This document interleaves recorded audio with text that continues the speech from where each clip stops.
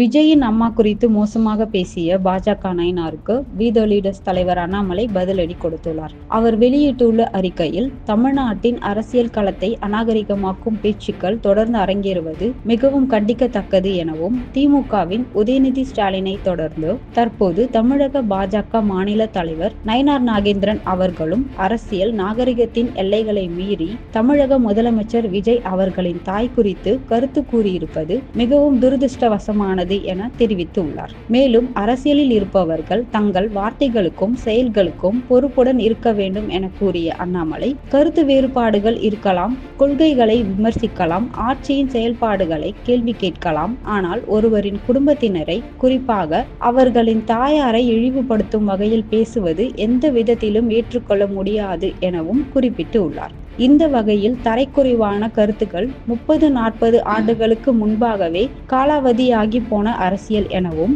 இன்றைய இளைஞர்களுக்கும் வளர்ந்து வரும் நமது குழந்தைகளுக்கும் கற்றுக் கொடுக்க வேண்டிய இத்தகைய மூன்றாந்தார அரசியல் அல்ல என அறிக்கையில் குறிப்பிட்டுள்ளார். செய்திகளை உள்ளது உள்ளபடி தெரிந்து கொள்ள ரெஃப்ளெக்ட் நியூஸை சப்ஸ்கிரைப் பண்ணுங்க.